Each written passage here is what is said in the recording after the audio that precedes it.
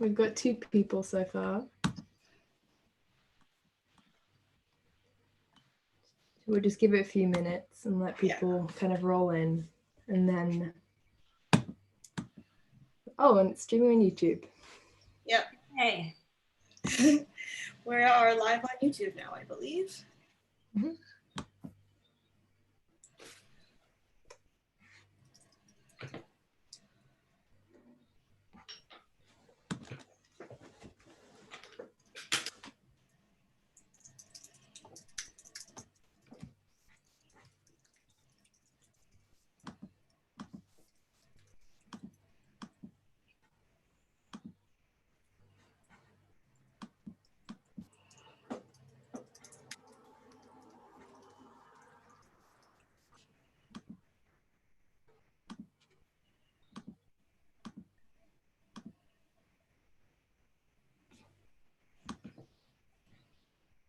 As people start to kind of roll in, just introduce yourself in the chat so we can see where people are watching from. Yeah, tell us where you are and how you found out about this.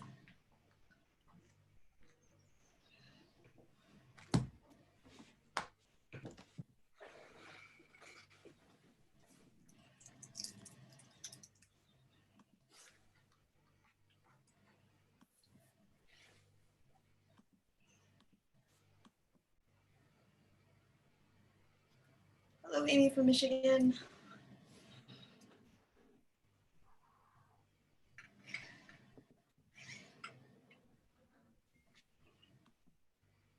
Should we just give it a couple minutes to let people filter in? Mm-hmm. Yeah, just give it like 1 more minute and then we can just start introducing ourselves. Okay, sounds good. I'll be right back. Cool.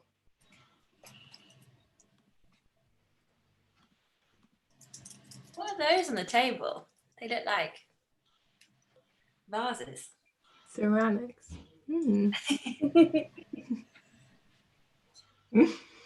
Well, Alex, will everyone who's watching be able to see this live on YouTube thing up here on the top left corner and copy the link? Can you see that? I can't see that, so maybe. I can see it. Well, if you guys can, yeah, Let if you us click know. that, you should be able to copy a link. And if you want to share that with anyone while this is happening, people will be able to watch it live on YouTube, even if they're not part of the Zoom call. So you guys have question asking privilege, but anyone can watch it. Oh, we've got Max. Hi, Max. Ooh. Oh, cool.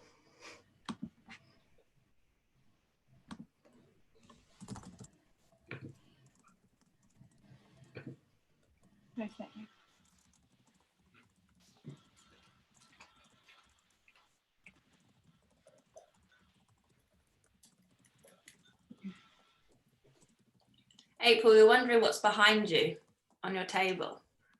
I'm making pots. We're making some pots. Yeah, that's what I did during. That's what I've been doing during. Oh, wow. Oh, wow. It'd be very productive. Sometimes. So should we just start? And then, Yeah, let's start. Yeah, people can roll in as we're introducing ourselves. All right. All right, well, welcome to the 3rd session of Lockdown Film School, a weekly discussion with a pair of filmmakers, usually in the same field. Orla, are you going to do the introductions? Am I? I can do them. I'll let you do them. Okay, so we have today is our session on costume design, and we have 2 really amazing guests with us today.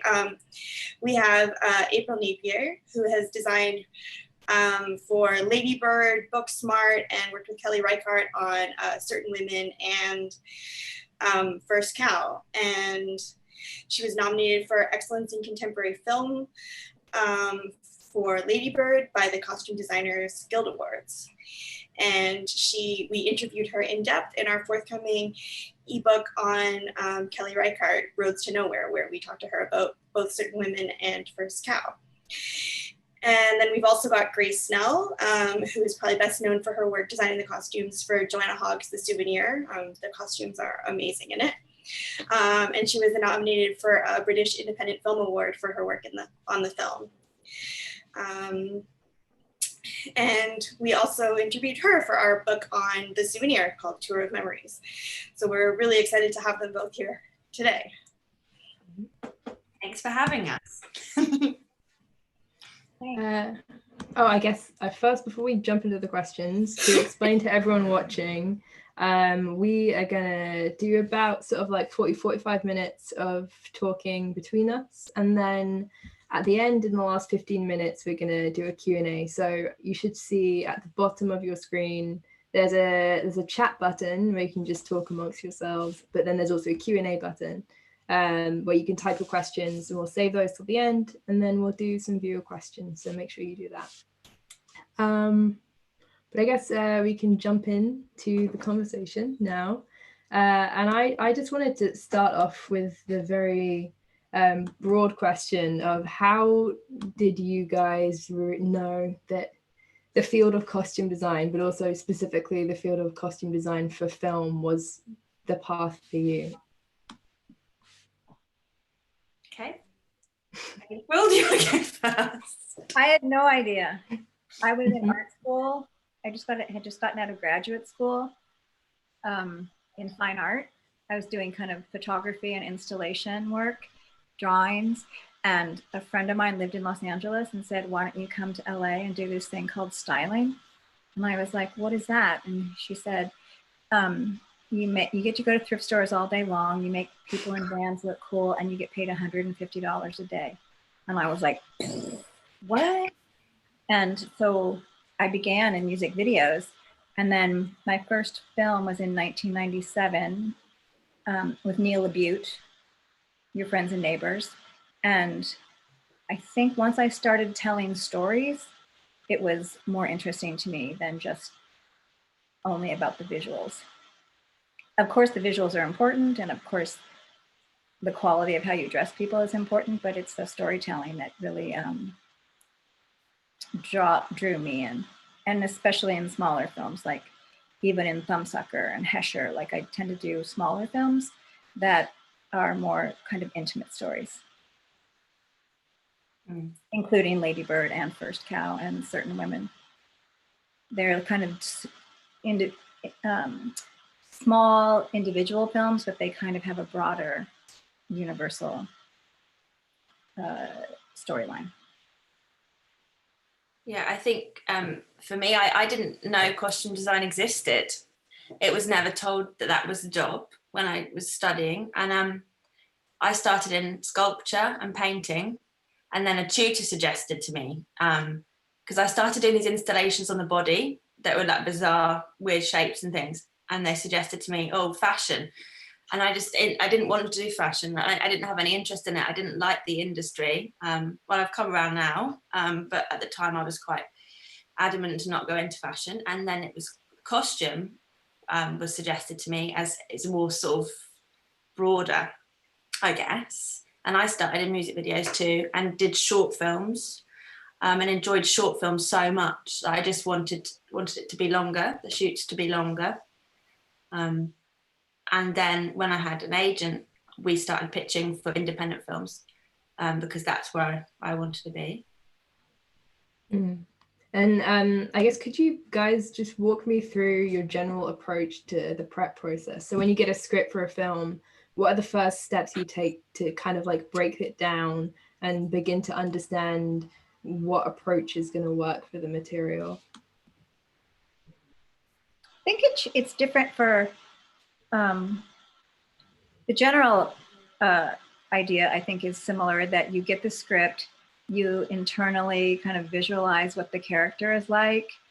You do research, you present your kind of view to the director, you meet with the director, and you realize if it's going to mesh or not, if you're on like kind of the same page about the characters.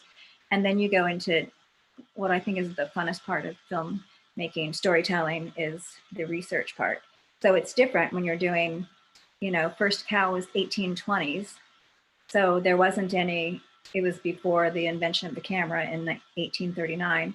So all of our reference was words, did a lot of reading, and then watercolors and thumbnail sketches from people who had been like on the Great Migration across America. There was two really incredible people who recorded it visually. On Lady Bird, it was more contemporary. It's 2002, so it's more like I have a visual reference of what's going on because I remember that period, but I also remember the idea of Lady Bird from my own personal reference, like going through punk rock or something and being that kind of outsider character. So those are more, I look at books. Greta gave me an incredible trove of her own personal photographs and annuals from what she was going through at the time. It's that the research part's really intriguing to me, and really like getting inside what the character is. Because I feel like ideally in costume design, you want to imbue the character with who they are, but you also want to do it so subtly and in such a nuanced way that you don't want the costumes to outshine the story. You know, we're always there to support the story and to support the character. Do you stop researching, or do you keep, when you're in production and you're filming, do you still keep researching, or do you have to draw a line? Because for me, I go so broad that I sometimes have to draw a line under it, because otherwise I'll focus so much on that part. Well, I definitely do most of my research in the beginning, for sure. But you know how some people come in later while you're shooting? So you're concentrating in like a chronological order about each character in the beginning and getting them as much as you possibly can. But then if somebody comes in week 5, you then invent that character as well. Like when we were doing First Cow, Renee Aubergenois didn't come in until like the last week of shooting or something like that. So you have the whole kind of broad idea of the Chinook, all the different nationalities that are coming into America, or they're coming into what is now America. Then it was like an unknown territory. So you have the Scottish and the French and the English and the Thomas Jefferson and the American John Jacob Astor, like trying to get that. You have the Russians coming in, you have the Spanish coming in from Mexico. Everybody wants like that last piece.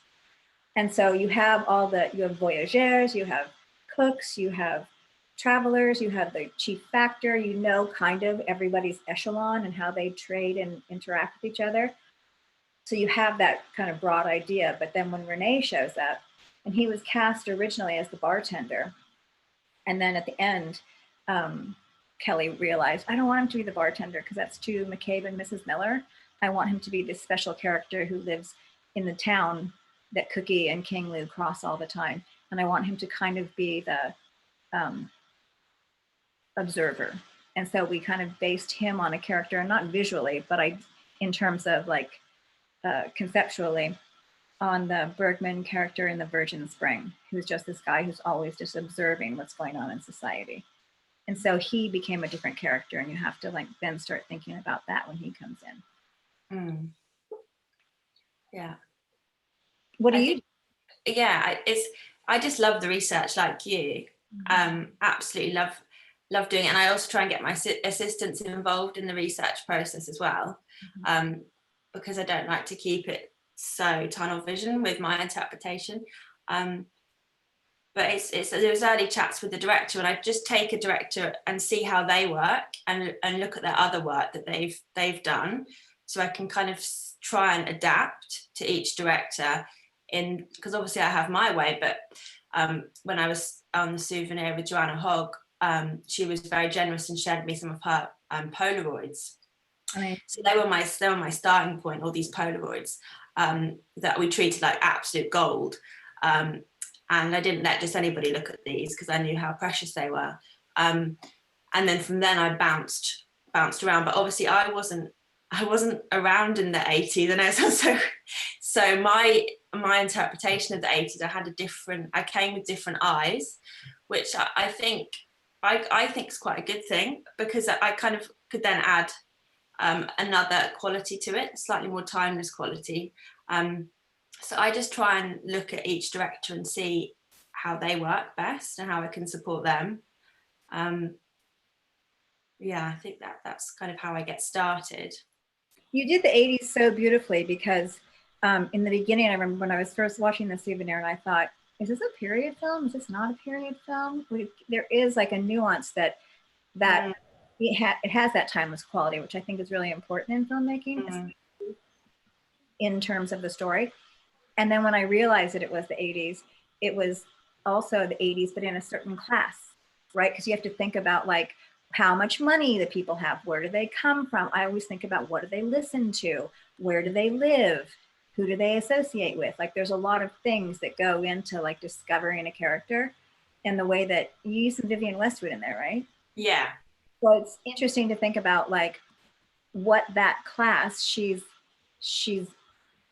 more from a posh family, so she isn't going to be wearing, you know, she would be She's not going to have the she's not going to have the DIY take on the 80s. She's going to have the actual pieces from World's End shop. That's right. Yeah. Right.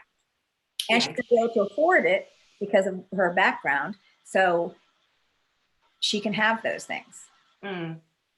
Exactly. And I think with The Souvenir, what I tried to do is, when she goes to university and goes to film school, she almost doesn't try to conform slightly, but she does simplify perhaps her identity and her personal style to slightly fit in more, being very conscious that if she was to rock up in Vivienne Westwood pirate outfit, right. Yeah, so she kind of downplays her. Yeah, but you know, her shirts, is, you know, they're still, you know, Lee Cooper. They're expensive shirts, but it's slightly, yeah. I also love that the first time you see Tilda in that red coat. Oh yeah. To me, is it like, Don't Look Now? Yeah. So it's such a bizarre thing, that red coat, because I found it in a charity shop, so a thrift store, and there was two. There was a black satin one and a red one, and obviously that's what I love about charity shops, is you can sometimes see one person's, all their donations dotted around the shop, because you can see the kind of style that they have. So I bought both coats. Yeah. And in our first fitting, I didn't pull it out till the end because I was a bit nervous. I was nervous about this fitting. It meant a lot, and I wanted to make sure I got this character right. So, and it's taught me to always go with my gut instinct, because as soon as I saw that red coat, I was like, that has to be for Julie's mum. That has to be. But I was nervous about presenting it to Tilda and Joanna. So it came out at the end, and I said, I've got this coat. And then they both so excited and jumped on it. And then it has to be for the first time we see her. So it was a lesson for me to learn to always go with my gut instinct. Absolutely. And I think that you also learn, like, through your, I don't know if you have the same experience. Like, I feel like when I select projects, when you're in the interview process, like meeting the director for the first time and kind of giving your interpretation or your impression of what the characters, certainly the few lead characters, would look like, you realize too that you're kind of also interviewing the director, because if they have a totally different idea about what the character should be, then it's not the right combination. You know, you have to make sure that you guys are together in the same page, telling the same story. And I think once you have that understood, then it also does give you that freedom to trust your gut, because you will know, like, right, they do believe in me. I do have the right vision. This is something I can, it doesn't mean it's all work, but it can give you that, you know, confidence or faith or something. Yeah, exactly. I'm really curious about how you guys work with actors as well, because obviously you need to make sure that the clothes fit them, but you also need to make sure that your vision for how that character expresses themselves is in line with the actor's vision. So do you kind of share, do you get the chance to share ideas and adapt clothes with the actors?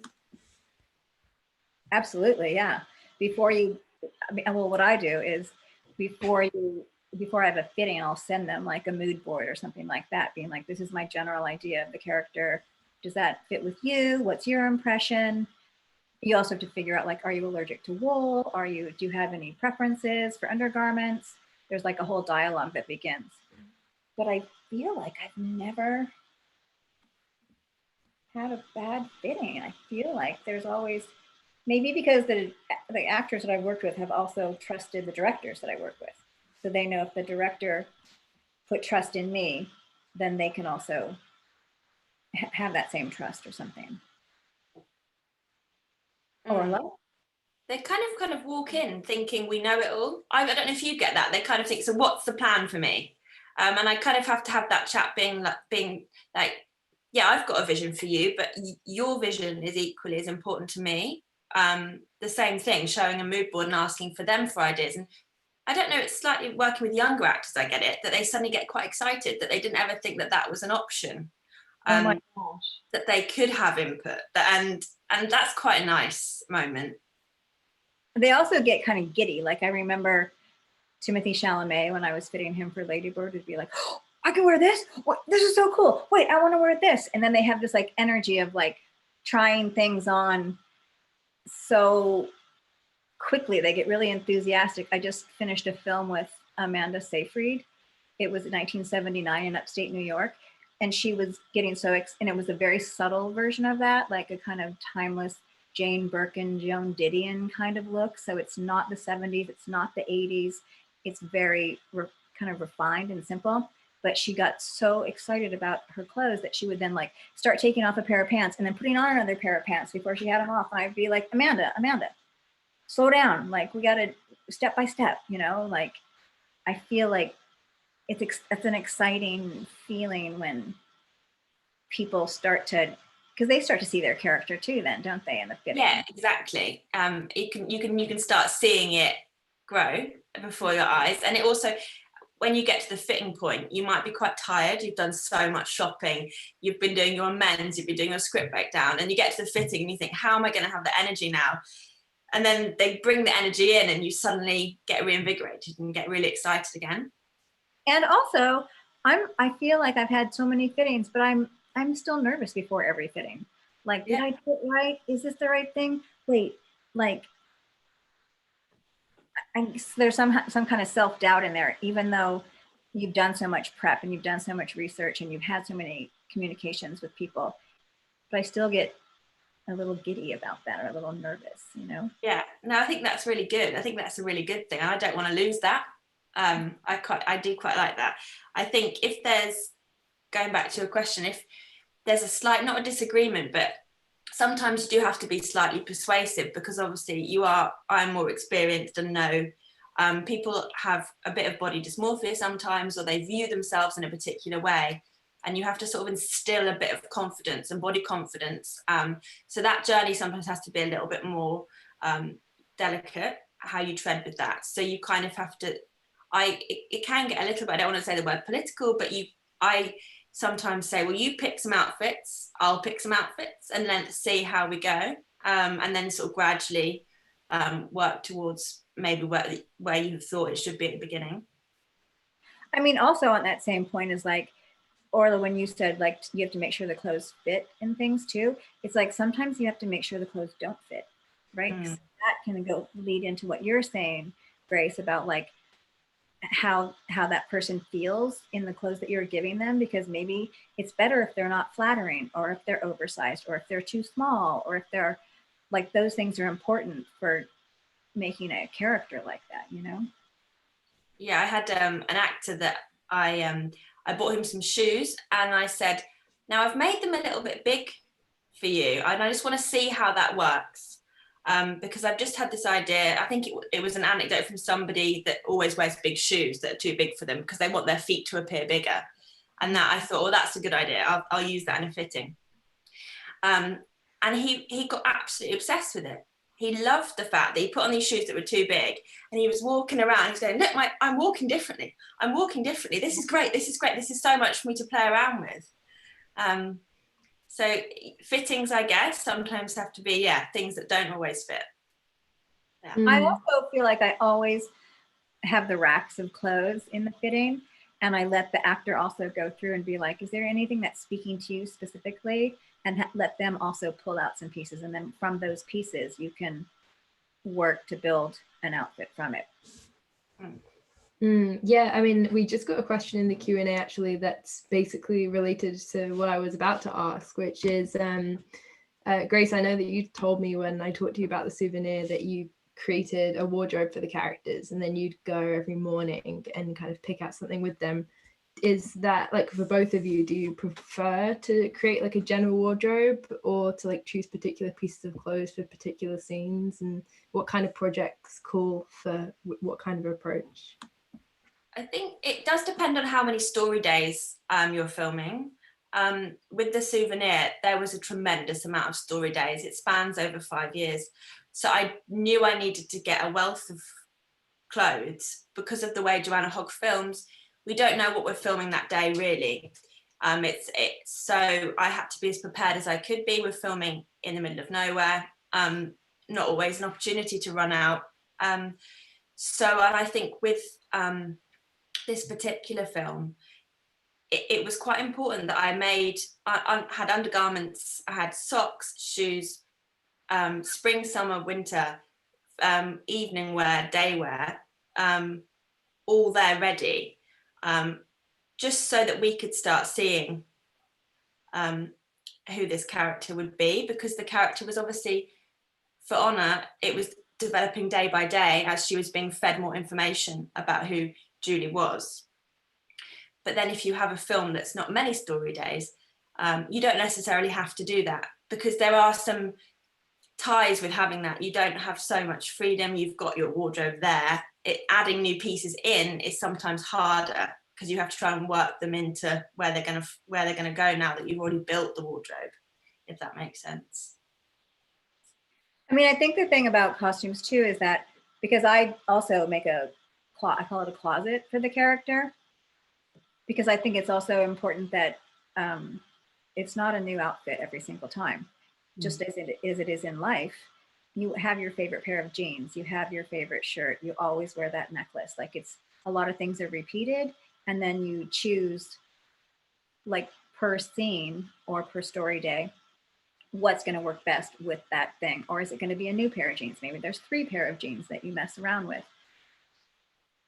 But I think, and I definitely don't, I think there's some costume designers who like have change 1, change 2, change 3, like in a garment bag, tagged with scene numbers on it. Like, how I can't plan it out like that. I'm definitely much more organic in that I can choose it. Well, my supervisor likes me to choose it the night before. Me too. Don't get here at 6 a.m. and throw something at us. Like, we're gonna make sure we have all this shit. So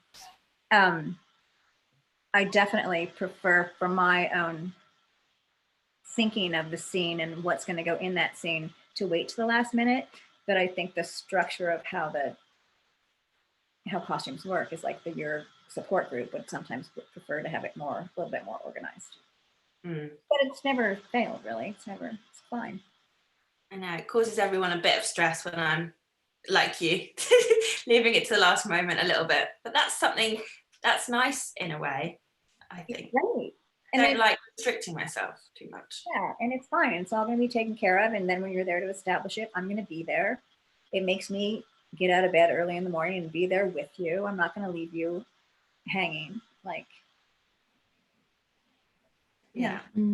Yeah, Grace, I'm curious, because I know you shot the souvenir part 2 a bit after you shot the first one. So how much did that wardrobe change? Did you kind of bring the same old wardrobe from the first movie and adapt it a bit? Yeah, so we pick up exactly where we left off. So me and Joanna talked about this quite a lot, because we really do need to push Julie in a direction now. So there was a bridge moment where there are a few pieces. I kept everything. I always keep everything. So we had it all, which was amazing. But there was a bit of a cleanse for Souvenir Part 2. So a conscious cleanse of the character. So with that, I therefore bought new things. And so it supports the story. So in that case, yes. But if it was perhaps not so much of a statement, I would definitely have worked in a lot of the old wardrobe. Did you know when you were shooting Souvenir 1 that you would be shooting Souvenir 2? Like, did you have that in mind? I had been given I think, a paragraph from Joanna saying this might be an option and this is what would happen. And I chose not to read it. So I never read it. I was just entrusted with the paragraph sat in my inbox. It was there, but I'm not going to read it because I don't want it to impact where I was going. We treated it as a standalone film, and I think it was dependent on how well it was received. Obviously, it's done phenomenally well, but at the time it was something quite radical. I think the pace of the film is a lot different to films that we see in cinema. I think that's fair to say. So yeah, yes, exactly. So it went so well that I think it just, as soon as it was received well at Sundance, it went straight into pre-production again. But I didn't know it was for definite, but I had thought in my head slightly, but I didn't allow it too much to take me too far ahead too quickly, because I liked how slow we were going. We were taking it day by day. Yeah, in April, I was curious because you've worked on a bunch of high school movies in the last few years. I mean, obviously Lady Bird is set in the 2000s, but Booksmart is very grounded in the present day. So that must have kind of required a whole different set of research than something like a period piece, because you have to sort of immerse yourself in the world of a modern day high schooler. How did you approach doing that? I think there was a lot of Instagram wormholes. Looking at different kinds of people and looking around on the streets. I mean, there's still, it's still internal, but yeah, it's different when you're doing a period piece and when you're doing a contemporary piece. Like, you still have an idea, but all those characters in Booksmart are really different. You know, Molly and Amy are their specific characters. What is Billy Lord's character? Gigi is her character. Triple A is her character. Noah, who plays George, is his character. So they were all really individual. Like, here's the skate culture. Here's these independent, strong women. Here's the kind of loose cannon. Here's the drama student. So you can kind of base the characters around that. And then I think it was like, yeah, more internet stuff than history books. And I think with Instagram, there's so much content there. There's such a wealth of research you can do on Instagram, and that's something that I've been now using more, and it feels bizarre to be doing it. I feel slightly stalkerish, but that is almost that is where that's where today's style is. That's what the biggest indicator of where it is. Yeah, it definitely feels creepy. You feel like a voyeur. You also feel like, oh, I'm stealing someone's jam, but then I'm like, everyone's stealing everyone's jam right now. Like, we work in such a fast-paced society that everything's moving so quickly now because of the machine, right? And it feels like it's also kind of general, and people are putting it out there, so it feels like it's kind of the opportunity to use that in a way that isn't too creepy. Yes. Yeah. Grace, you pointed out to me that both actually Lady Bird and The Souvenir feature this really significant mother-daughter relationship. And it's kind of interesting how, I mean, I know, Grace, that you said that you had specifically kind of designed both those characters to reflect each other. And I was wondering if that was the case in Lady Bird, and how you think about kind of designing the way that mothers and daughters either like dress like or deliberately dress unlike each other. I mean, Lady Bird's her own character, right? She's it's all grounded. Like, I made a lot of the supporting characters all be 2002. Like, you have bad baggy jeans and ill-fitting t-shirts and bad cowrie necklaces and juicy tracksuits, and those guys all ground the period. But Lady Bird, because she's trying to be free, has the ability to be more like a magpie, that she could pick from any era. She can wear something from the 60s, 70s, 80s, 90s. She can wear something that is from 2002, but wear it in a different way. So it's like, she's her own character. And then Greta had, for Marion, for her mom, I mean, she's a nurse, so you're automatically like, oh, we're going to put in some scrubs. But she wanted her to be somewhat ethnic, but then, oh, she was actually a funny fitting, Laurie Metcalf. She's such an incredible actress, but an odd bird. So when I brought in some ethnic stuff, it didn't work on her, right? So then I realized, like, oh, she's not a hippie. They're not that kind of ethnic, like Indian dresses. She's more like she's buying her ethnic pieces from Chico's, right? So she's going to a regular store with it. She's getting the pieces from there that have a lot of pattern on them, or that have like a bohemian flair, but they're really from Chico's or Target, or like some place, like a normal place. I rented a lot of things, but it was kind of, she was an interesting one to decipher. She was a tricky one. And it was kind of based on Greta's mom, because Greta's mom is a really interesting person who is bohemian and is, does wear a lot of patterns in a different way than Laurie does, but a little bit of grounding in that. I liked in Ladybird the moment that they both agreed on that prom dress. The mum and the daughter, that they both liked that. That was a moment where they both agreed on the style and liked it together. And I thought that moment was very, very precious. Because they're arguing before it, right? Yeah. And then they come together, right? Everyone has that thing with their mom, and they're like, why are you talking to me like that? I'm not talking to you like anything. I love it. Like, it's a transitional moment. But then she still ends up, when she comes out of the dressing room, and she's like, but what if this is the best version of me? And her mom's like, there's still some discrepancy in there of how they are. Oh yes, for Tilda and Honor, obviously we were fortunate enough that they were mother and daughter in real life, so we obviously had a lovely dynamic anyway, that they do share clothes and sometimes borrow each other's style. And I think in the Souvenir Part 1, I liked having moments that when Julie was back in her parents' home, she did dress slightly more in keeping with how perhaps they want her to dress. And the idea of this Hermes scarf that she got for Christmas, so they both had these scarves, that little moment. But then in the Souvenir Part 2, there is a deliberate moment where Julie does not want to look how her mother wants her to look. But I enjoyed that, and I think it belonged in an environment. So within the house, I liked making them slightly dressed similarly, because that's true, I think. That look of the scarves and the cardigans too. Yeah. Cardigans in different ways, and they're nice cardigans.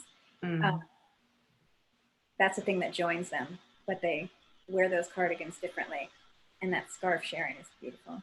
And the different colours, I imagine Julie's mum would never wear the fuchsia pink bright cardigan, but it's cashmere, and they probably have from the same shop, but her mum would have opted for a beige. Right. Or low green. Right, exactly. I wanted to ask about how you collaborate with the production designers on set to kind of create an aesthetic, because I mean that's probably like particularly interesting for you, Grace, because I know that the production designer on the Souvenir was the costume designer on Joanna Hogg's previous films. Oh, yeah, wow. Yeah, Stefan, yes. So he'd previously done both roles when it was much more compact filming. A lot of the actors wore their own clothes. Again, it was a curated version. And when the project came about, he realised that it was just too big to do both, and chose to do the production design. So we had early chats in the beginning, but we had that spark, an instant spark, where we were just on the same page. We would bring reference books that were the same reference books. We'd email things. So in the early stages, we established, okay, we are on exactly the same wavelength. We're both so busy. We'll try and regularly, maybe once a week, meet up just to get back on track with each other. But we don't need to keep checking in, because we had that trust instantly, which was really, really great. He actually gifted me one jumper, which is in souvenir part 1, with the eye on when Julie looks in the mirror. So that's the eye looking at herself. So that was him. That's what he gifted me to put in the film, which was nice.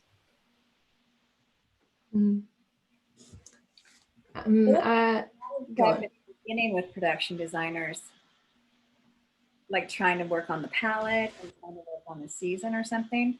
But I remember I have a friend who's a costume designer, or he was a costume designer at Casey Storm, and he has done all of Spike Jonze's films, and he's done all the Beastie Boys videos and stuff with Spike. And I remember what was he working on? Adaptation or something. And he came up to me, we were in the costume house together, Chloe. He's like, what is it with the fucking production designers? Like, why do they keep asking me these questions? You know, when I go out to a party, I just wear what I'm wearing. I don't call the host and be like, what color is your couch? You just show up. Nobody has to get all hung up on that shit. And I was like, you're right. Like, there is something about it where you don't have to know everything. It can't be like too coordinated or something. And I remember I did a kind of a short film. It was an ad, but it was a short film with Wong Kar-wai. And his production designer was also his costume designer, William Chang. And I had just seen In the Mood for Love. And there's a scene where she's in the bedroom and she's got her tall Chang sum on, and it's perfectly coordinated. I mean, those are so coordinated within an inch of their lives. And the bedspread matches perfectly, and the wallpaper matches perfectly. And then she pulls up the bedspread over her, and then the sheets are perfectly in harmony with all the colors. And it was so unexpected. And I said to him, it was so beautiful. And he was like, we didn't put those sheets there. Like, you have to also kind of get out of the way. I mean, Truffaut says this, is like, you always have to leave the stage door open, because you never know what magic will come in that you hadn't planned for. You plan as much as you can, but you have to leave space for those magical moments to appear, like to let the universe come in and give you its own. It's funny, that happened to me on Rare Beasts with Billie Piper. I had this amazing dress that she's in for quite a lot of the scene. And the final moment of her being the dress, she's laying on the bed talking to her mother, and everything was coordinated in the room, and no one had seen the dress. So it matched the bed sheets, the color of the walls, and it was beautiful. But then I was annoyed because I thought everyone's thought I've planned it, and we've planned it with Sarah, the production designer. So it wasn't planned, but it's that magic moment, and it does happen ever so often, but it's so special when it does. When we were doing Thumbsucker, I put whatever her name was, that girl, Kelly Gardner, in this blue t-shirt that says, I found it at the thrift store, club sandwiches, not seals. And she walked in to give her speech, and the color of the blue was exactly the same color as the lockers that are behind her or the wall. So it's like she just walked in, it was so monochromatic, and we didn't plan that either.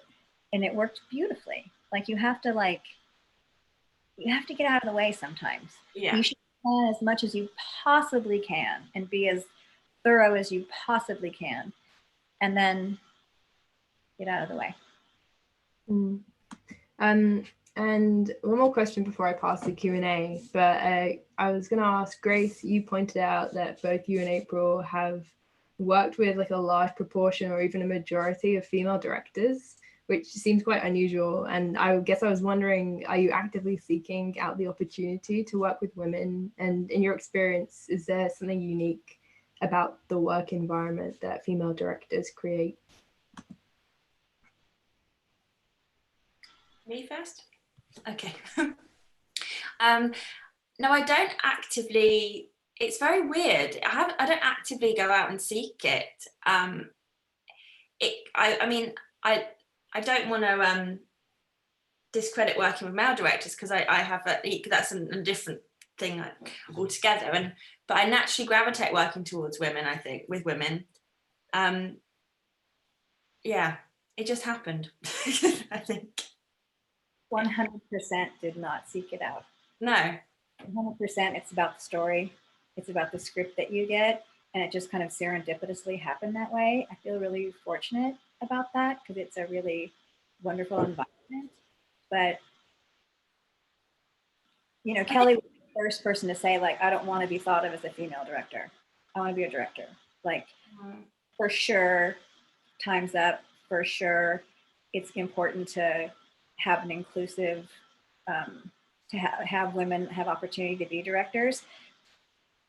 But for sure, but you know, ultimately, you want to just be your voice. And I think that's really important to Kelly. Like, she wants to be a director, not a female director. I know we have to level the playing field before that can happen, but I think that's an important thing to like keep in mind in the long view. Also, Mike Mills in Thumbsucker is kind of a lady. So you have to maybe get into the female side of male directors too. I think it's the same way you might gravitate and have a special kind of connection with a director that's got the same upbringing as you, maybe from the same class or has the same education. You kind of have it's an unspoken connection with somebody. And I think particularly with women, for me, it is irrelevant that it's a woman, but because of the type of designer I am, I just feel a little bit more understood, I guess. But I have worked with some incredible male directors, so I don't want it to be a thing. But it has naturally happened, and I guess I have to look at maybe it's the type of direct designer that I am, maybe. That makes sense. It's a weird one because you don't want to pigeonhole yourself and you want to stay open, but I think it's important that we recognize that we both have and maybe sit with that for a minute, I think. Yeah. Anyway. Maybe it's the type of storyteller, you know? Yeah. Because it's so I guess I've worked with some really lovely male directors as well, and it's about the communication in that space. Maybe it's people who are more balanced with male and female inside of them. It also takes some male inside of a female to be commanding, right? Like Kelly has this strong sense, so that's maybe her tapping into both sides of who she is. Like that balance is nice.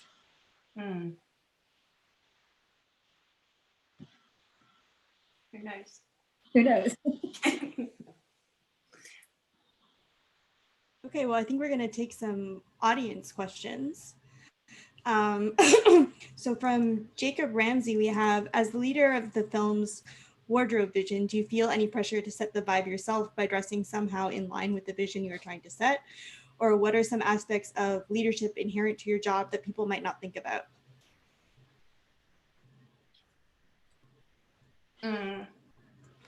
I think you have a responsibility as a head of department, as an HOD, to look after your team. I think you are the connection to the hire, so the line producer or the producer. And this also might be on a care level. If your team are struggling, they've had a really down day, someone in your team's upset or out of sorts or something's happened, you kind of are responsible for making sure that they're okay. And I think that's what I'm learning more, is to look after my team and make sure that if there's a problem on set. I had an instance where someone was being bullied by another department. That falls on me to work out what to do, as I am in charge. So that was a learning exercise for me, going to a producer, working out how we sort that out, and how we deal with it. So that's not necessarily part of designing costumes. It's just about looking after your team. And I think you have to also learn to really trust your team. Like, I tend to be a bit of a micromanager because I know how, like, even when you set rooms for the actors in the morning, like for Lady Bird, everyone would steam out the clothes and I would be like, you don't bundle them, throw them in the corner. That's what Lady Bird would do. They should be wrinkled. They shouldn't be perfectly steamed.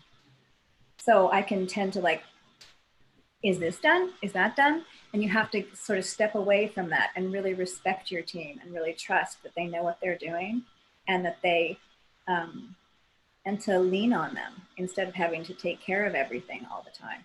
And I think it's also really important to give them credit. Like my assistant Coral, when she would find something that the character would wear, when they would be in a fitting, and when we would be in a fitting, the actor would be there, maybe the director would be there, we're on set, and someone would say, oh, I love this shirt. I immediately would say, Coral found that shirt. She was in the thrift store that day and she found that shirt. It makes Coral feel good, my assistant costume designer. It makes the director trust her on the set. It makes the actor feel taken care of. It, like, there's enough generosity to give everybody, to make everyone feel included and to give everybody respect, because we really count on our teams a lot. Like, they really do support us. From set costumers to supervisors to the people who are working on the budget to your assistant costume designer. It isn't a one-person show. I mean, it is like you're the head of the department and you have to, it's your vision ultimately, but you're trusting a lot of people to take care of you and you have to take care of them in return. I totally dressed exactly like Cookie and King Leigh when we did first count. Yeah. Just didn't shower for days. I think I just end up putting on spare clothes we have hanging up when you're cold, and I just put on cardigans that are hanging up for the supporting cast. And I end up start to look like my films accidentally. And then I have to bring them all back at wrap. These are all the clothes that I wore home. Well, that night, and here's the one I went home with that night. Oh yeah.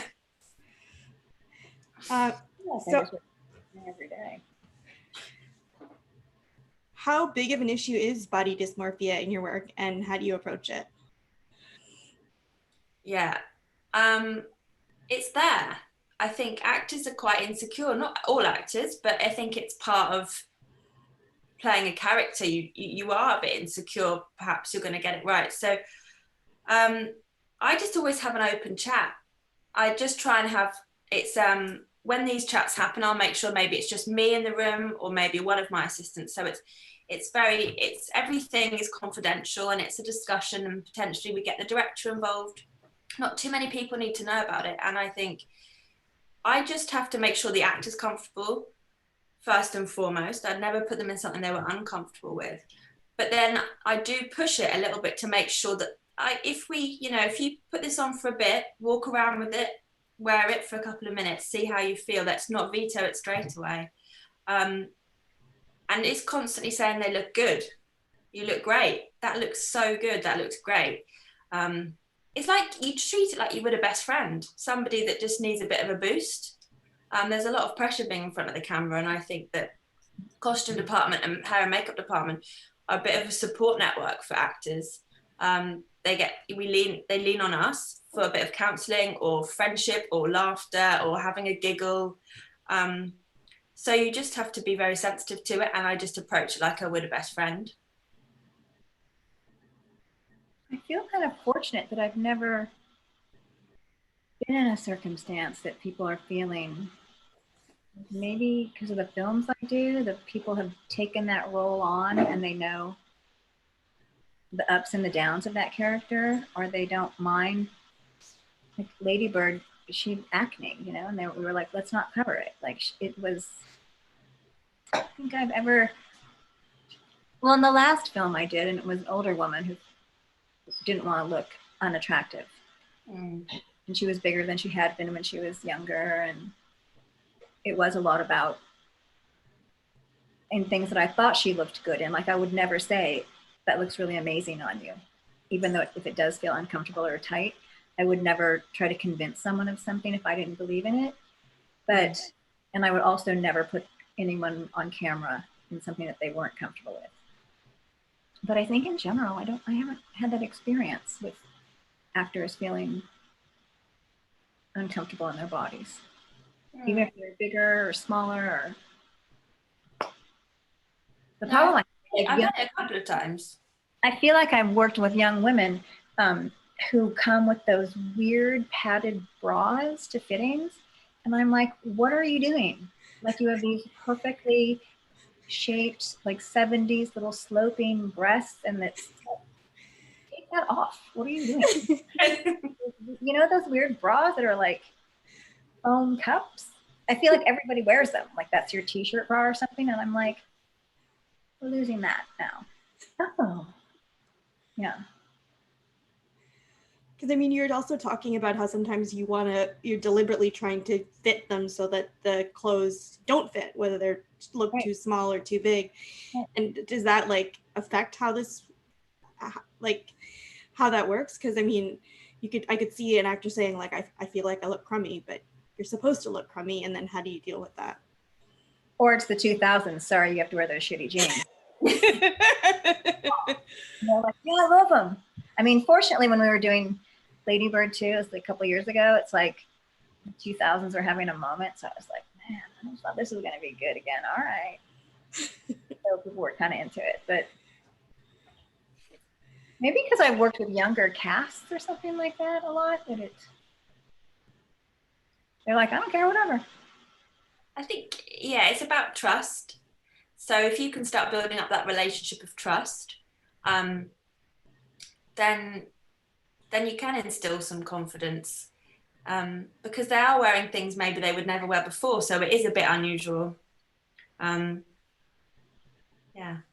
I did a film with Tilda called Julia with Eric Zonka after we did Thumbsucker, and she was a very poorly dressed, like kind of trashy. It's hard to make Tilda look trashy, but I put her in like these bejeweled boot cut jeans and this nasty like leopard skin top.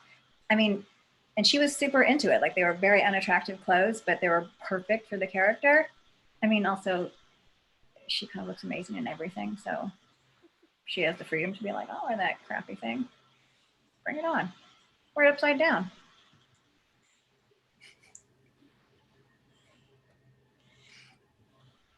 Maybe you can tell us a bit about how what the projects you've been working on have been impacted by the pandemic. Have you been working on films during isolation? And how do you think your approach to work might change when we eventually return to normal life? I was in pre-production on a small comedy with Tig Notaro about a young woman coming to terms with her queerness with Dakota Johnson, and it was shut down. So yeah, bummer. And the whole world is going through the same thing. And I have absolutely no idea what's going to happen. I don't think anybody has any idea what's going to happen.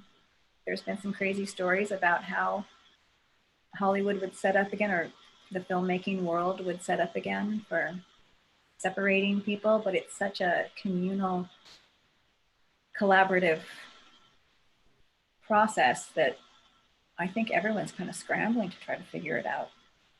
Maybe smaller films will start up earlier because they're smaller crews. Or I was thinking maybe bigger films because they can afford to have test kits and thermometers and bigger spaces to work in. I was thinking maybe the bigger films will start first. I mean, we don't know. We're gonna be watching to see which films launch first, and they're just gonna have to go for. I think it might be the contemporary films that go forward, where it's not so hands-on with dressing. Yeah, I don't know. Everything's gonna be CG.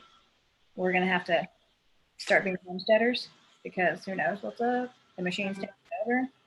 Don't get me started on that. Singularity.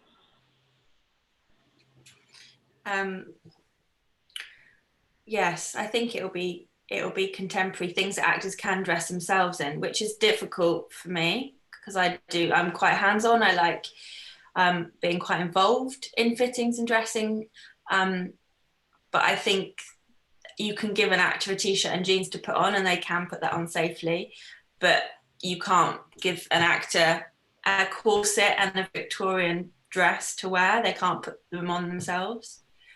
So I think those are maybe going to come into the difficulties. I mean, everyone might be in full suits and full PPE. I've seen some new guidelines that APA and BEC2 have released that are kind of our unions over here.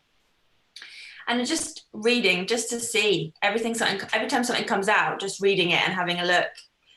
I've been making a few notes about what I can do, but I'm just trying to use this time to pause, just breathe a little bit. I think that's important for the creative process as well. Yeah, absolutely. Make pots, learn a new skill. April's got pots in the background that she was telling us she is making. So. Reveal. Yeah, I've been living in, I have a little cabin in Ojai that's about an hour and a half north of Los Angeles that I got 7 years ago or something. So I've been living like pumping my own water and weed whacking and going down to the creek and going swim, like just taking a moment, right? Like thinking about why we don't have to always be rushing around. If things are going to come back, they're going to come back differently. Be grounded and prepared for that, you know? And we'll be so hungry for it. We'll be so up for it. We'll be giving it so much. Yeah. Is everything just sort of on pause and then expecting to resume once we're able to resume again? Or is it like, have you had projects that have been rescheduled for like 2020 or it's not 2020, 2022 or something like that? I mean, dude, I don't think anybody knows. Yeah. Like, when they shut down my film, they were like, we're going on a 2-week hiatus. And then they called and were like, oh, it's going to be a 4-week hiatus. Oh, then it was, we definitely won't be shooting until the beginning of June. But each day is a new scenario, just like it is for everyone else in the world, right? Yeah. It's, you know, thing that is with people, restaurants, bars, sports, everything. Like, I don't know. I mean, they haven't given me a new schedule now in like a month or something for my film. And it's also like a small film, $4 million or something. So that's going to be about them having the actors schedule again and them having. I think the actors is going to be more of a problem because they'll have had projects back to back booked for the next 1.5 to 2 years. And now if that stopped, it's going to infringe on their time on a new project. So the actors' agents right now are in real trouble trying to probably negotiate how that's going to work, I would imagine. Like even when we were in our film, we only had like 17 days with Dakota because she was booked on her next thing. So, but then what's going on with those things too? It's kind of like bumping it. I don't know. I honestly have no idea. I just think there's no point in anyone worrying about it. Yeah. I'm just trying to keep really calm and enjoy this time because when it starts again, I'm probably not going to stop working for the next 5 years because everyone will be trying to get all the films done. So just, it will start again. It always does. It'll come back in a new way. I mean, it's unfortunate for things that were just released too, right? Like First Cow just was released on March 6th and had gotten incredible reviews from New York Times, Variety, Hollywood Reporter, Rolling Stone. Like it was getting some traction. It's a really beautiful film, and it showed for a week, and then we shut down, and then they stopped showing it. And I think A24 now has. I got an email from them a couple months ago or something saying like we're going to try to relaunch it in the fall, but First Cow is not the only film probably that was coming out in the early months. Mm-hmm. So every film is, when you're going to release them and the movie theaters are closed, I guess you could do streaming or something, but I'm sure Kelly doesn't want to stream First Cow. Like, it's also a weird, some films you have to see how they're meant to be seen. I read a funny article the other day from the New York Times that was like, Best Director of 2020, Kelly Reichardt, because it was like, here, what about this scenario? No more films get released this year. So all the awards are going to be only the films that were released from like January to March 13th. That's like, what I was thinking that today. Kelly's going to kill herself. She doesn't want those awards. She's going to fall off her skin.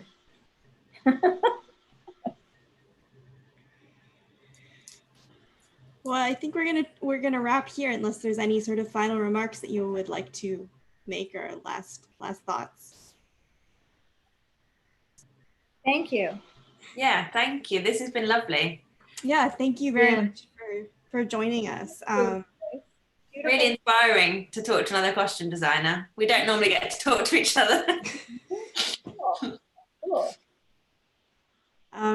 So I mentioned at the beginning that we've got interviews with April in our book on Kelly Reichardt, Roads to Nowhere, and with Grace in our book on The Souvenir. You can find those at thesouvenirbook.com and reichardtbook.com. And if you are watching this here or on the live stream, we've got a coupon code for you. If you can get 20% off the books with Lockdown 3. And that'll be available until Wednesday. So pick up the books and get even more insights from both of them on those films. It's been a real pleasure and super inspiring talking to you both. So thank you so much for joining us. And thank you guys for like keeping film making alive and being so inspiring. Thank you to Orla and Alex. Like, it's rad that you guys are providing this outlet. Thank you. Yeah. Thank you. Yeah. It's fun to do. Yeah. All Stay right. Stay safe. Yes. You guys, see you. All right. Bye. Thank you. Bye. Bye.